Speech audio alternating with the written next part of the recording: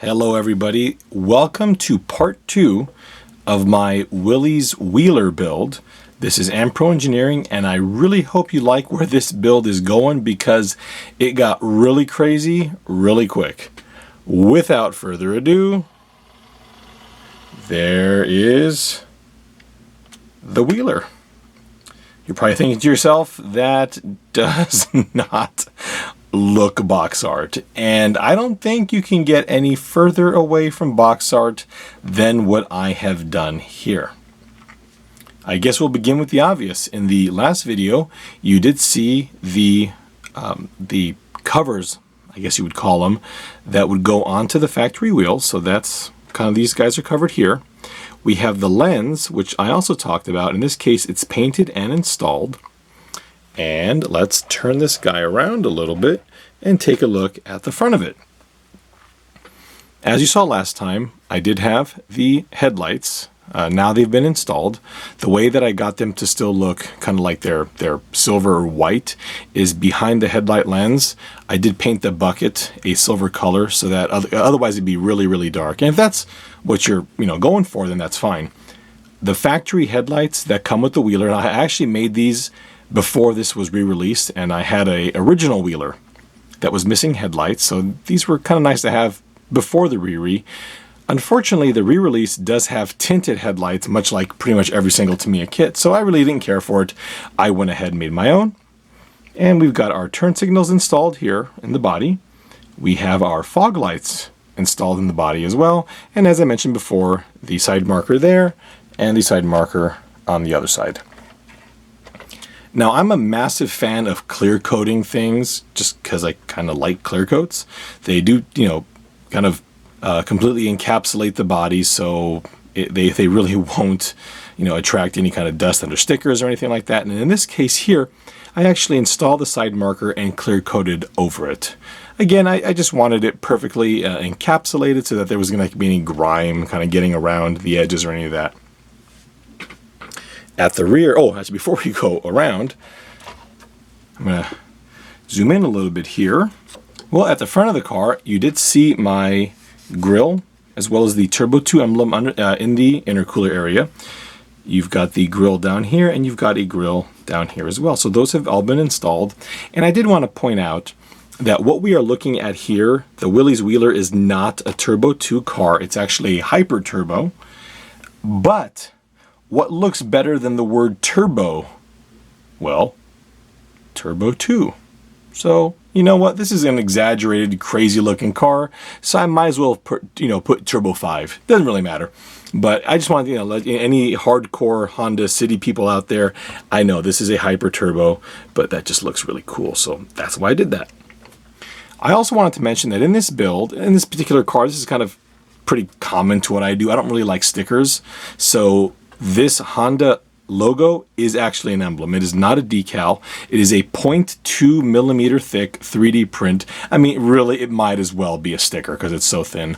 The beauty is it's not going to have any kind of that clear adhesive around there. And again, I installed it, glued it in place. I used this stuff here. Okay, this is, I think, pretty much available any hobby store, and if you're in a different country that doesn't sell textures, this is just a very high quality model adhesive.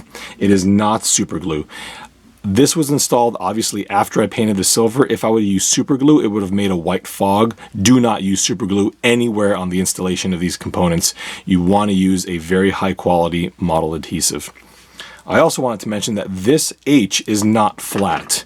It conforms to the contour of this panel here, which, if I can, I don't know how well you can see, I guess you can kind of see it-ish. Yeah, this panel is not flat. There's a slight contour, so the H does conform to it. That is the front. Now, what's kind of weird with this project is, you may have noticed I did not talk about an H last time, nor did I talk about the emblems at the back. So what kind of happens in my build is things tend to get out of control. I was pretty much ready to clear coat this car a couple weeks ago, and I don't know why I even thought this, but I'm like, oh, it'd be cool if it said Turbo 2 at the back, like the Honda City Turbo 2s actually have a sticker back here. And then put a Honda emblem there, because again, that's what they're supposed to have. And then put the little H. And then I decided to go ahead and just model them all, print them out, and slap them on the car. Again, these are 3D printed emblems, so there's no adhesives. These are just glued in place and then clear coated over. The Honda, we'll start with this guy. This one's pretty straightforward. I just took a standard Honda logo and just made one.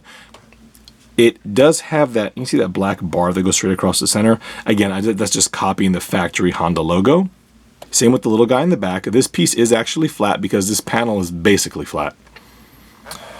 And lastly, City Turbo. What happened here is these are, on the real car, are supposed to be a sticker. I think this is an emblem on the real car, but these are a decal. So the Turbo 2 is red. It's kind of, the perimeter is red. However, between the letters and around the letters, it's just body color. So this was a fun one to paint because I wanted this thing to have the highlight or the shadow in black, again, like the factory. I believe City is supposed to be body color as well. I could be wrong. I went ahead and made it white, but in order to do this, I basically primered the whole thing white, masked this off, primered it black, masked that off, painted that silver, which is the body color, and then with some paint pens, I very carefully did the red, and I very carefully did the white. The letters in here, City, are recessed, as is the shadow around City, so that I could very easily paint the white. So this really wasn't that hard to paint with a pen. It was a massive pain to actually paint with the aerosol cans, because as I mentioned, there's several coats here. I also wanted to mention that if you look at the real car, these are way oversized. First things first, I wanted this to be the same size as this because when I had this one smaller, it kind of looked uneven, so I really didn't care for it. Secondly, as you look at the City Turbo in general, the whole car is exaggerated, so I kind of went with the cartoony, goofy approach and did the same thing with the emblems. Massive Honda decal, massive Turbo 2, because why not? I'm going to put Turbo 2 on my bicycle just because that looks awesome. I think that's all of my modifications. I'm going to pop a taillight out real fast.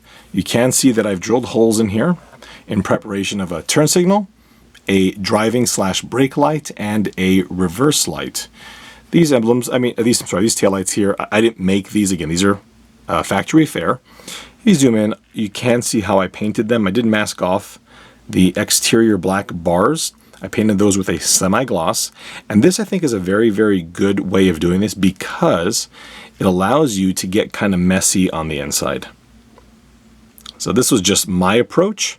And I am also going to make, I think I just some styrene, just some little separators in here, so that when I do hit the brakes or turn signal, only the turn signal or only the brake light illuminates instead of the whole thing glowing. That'll be in the third update. You may be asking me some questions about the paint and body, so I'm going to go ahead and answer those before they're asked. The City Turbo, to me, was always kind of a busy car. Look at it. There's stuff everywhere. You've got massive fender flares. You've got these hood vents. You've got the and again, I think this is the intercooler for the hyper turbos, but you've got this scoop on the hood. And the whole proportion of the car is just squished down because it's basically as long as it is wide. So the car is kind of goofy, and I wanted to kind of clean it up a little bit. So I chopped off the hood pins that used to be here. Didn't really want to see them there. There was also an antenna mount. Not for the RC antenna, but for the actual, if this was a real car, the little bulge for the antenna was up here. I chopped that out as well.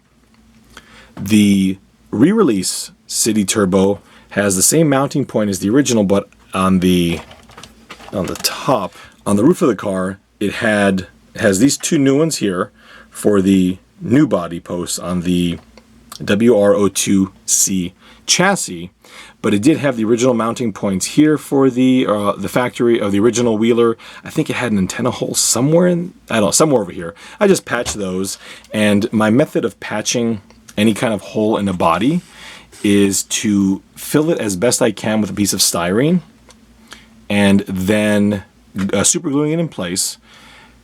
using super glue mixed with sawdust, and I do a lot of housework on my house, so I've always got sawdust. So I mix super glue and sawdust and kind of just fill in the hole around it. And oh, I got rid of that too. There was that hole here too, you know, for the bumper. Same thing here. I just kind of filled it with styrene. Might as well take it off and show you.